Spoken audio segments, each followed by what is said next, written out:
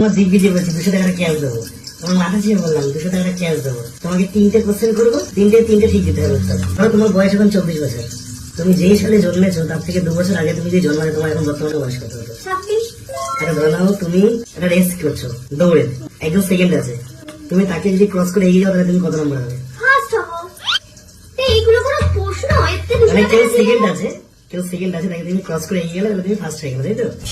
ঠিক আছে। আচ্ছা 3 নম্বর কোশ্চেন, ধরো তোমার আর আমার বাচ্চা, ধরো তোমার মা আমাদেরকে মেরে নিল, তোমার আর আমার যে সন্তান হলো সেই সন্তান তোমার মায়ের বাড়িতেই হলো, মানে মা নার্সিং করেছে। ধরে নাও না, ধরতে বলছিল, তোমার মা ধরে না মানবে আমাকে, আমার কথাটা শুনো, তোমার বাড়িতেই হলো, তোমার মানে তোমার বাপের বাড়িতে হিসাব মতো তোমার মায়ের সামনেই হলো আমাদের সন্তান, তাহলে এটা দাঁতের রং কি হবে? মানুষের বাচ্চা যদি হয় তাহলে সাদাই হবে। তাহলে আমাদের সন্তান তোমাদের বাড়িতে এরকম ও দাঁত তো হয় না বাচ্চাদের। দাঁত তো হয় না, তাহলে দুটো তোমার ঠিক হয়েছে, একটা ভুল, 200 টাকাটা আমারই থেকে গেল। তো এই নোটটার কি আওয়াজ!